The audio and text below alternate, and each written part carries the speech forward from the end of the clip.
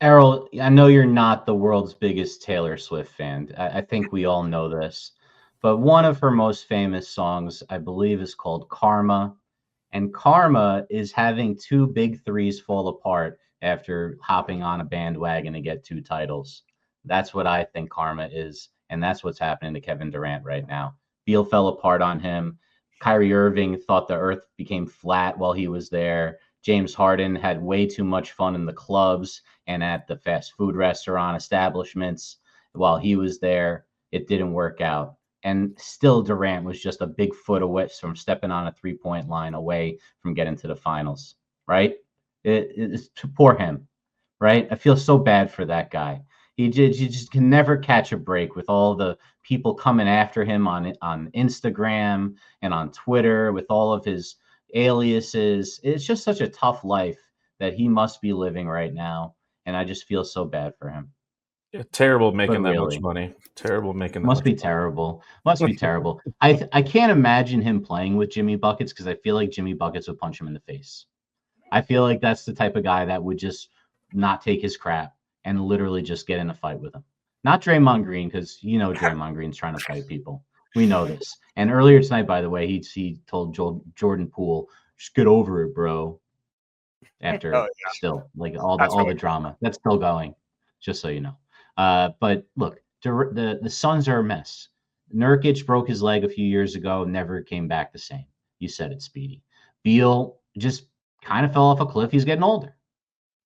And now Durant is still, he's built like a freak of nature. He tore his Achilles and he's still a really good player. He's 7'1" shooting guard, right? Like it's like ridiculous that he can do everything that he does and play like defensive like four positions. I don't think he can cover point guards. That's about it at this point. Like the guy's unbelievable. We lose track of it, but he's also like his own worst enemy, guys. His own worst enemy. Yeah, Kevin Durant's crying himself on Twitter on his burner account, probably blaming somebody else. But I would like to see that the Suns go after maybe Embiid, get Nurkic to Philadelphia, switch it up, see if that helps. They played with each other on the Olympic team. They have some chemistry there. So that might be something they look at too. Instead of just Jimmy Buckets, I think if you bring Jimmy Buckets in, there's too many hands in the kettle. You know what I'm saying? There's you got to feed Beal, you got to feed Durant, you got to feed all the other guys, Booker. So it's like there's too many people there. So I'd like to see him maybe go after Embiid instead. I think Embiid's story's worn out in Philadelphia. The Philadelphia faithful are over him. He's over them. And the coaching staff is probably over him as well. So maybe him and Embiid can cry to on Twitter and see if they can make it work for one last run before Kevin Durant asks for a trade, no doubt next year, to go on another winning team and try to win another one. Yeah, it's definitely interesting. I'm not really sure how active the trade market is outside of Jimmy Butler, but I think this is a situation that needs to get, settled pretty quickly. I think the Heat realized that. It was originally reported that they didn't really have an urgency to trade him, but now it's being talked about that they're having progressive talks, and it seems like the Suns are loading up, getting these three firsts. Um, and as a Heat fan, it's unfortunate to say, but I think this does have to get done sooner rather than later. The Heat aren't getting any better. They were the 8th seed the past 2 years. They made the finals in 2023. And right now, they're not any better. They're the 9th seed, I'm pretty sure. So they're just not getting any better. I think it's time to focus on the younger team. Bam's only 27, Hero's 25, Jaquez is 23, Jovic is 21, and Ware's 20. So I think it's time for them to focus on the young guys.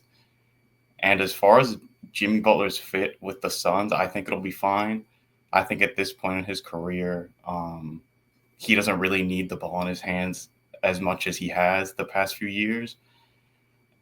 My concern with the Suns would mostly be the bench. I think their starting lineup is fine. I think Tyus Jones is a pretty good point guard. I think Nick Richards was a good pickup. But the bench is definitely where it gets a little shaky for the Suns. I disagree with you. Jimmy Buckets going over there to the Suns and not needing the ball in his hands. This guy has been one of the best offensive players in playoff history. Go look at his numbers in the last 7 years. Besides last year and his knee, going kaplunk and what happened to his leg. I mean, this guy has made some of the most ridiculous shots I've ever seen. I mean, the Heat are not a good team.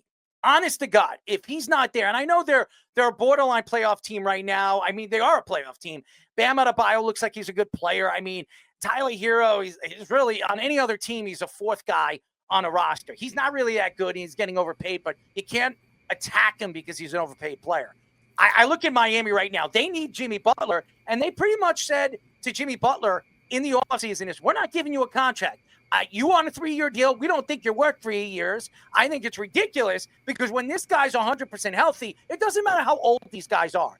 This guy goes out there and he puts up numbers. That's what he does. And if I was Jimmy Butler, and I know anybody that watched the 5 show on Netflix, Jimmy Butler's father died about a year ago. Jimmy's been dealing with a lot of stuff off the court, but he's gone out there and he's worked really, really hard to get back and get healthy for the new season. I don't think Pat Riley did the right thing going into the offseason and not telling Jimmy, we're going to extend you. We're going to give you a 3-year deal, a 3rd-year player option, team option, but we're going to give you a 3-year deal. We'll decide in 3 years if you're worth that extra year and the extra money that we're going to offer you. That's what I think Pat should have done. Jimmy Butler deserved that. I think Pat Riley was wrong. I think Miami was wrong, and it's going to bite him in the ass.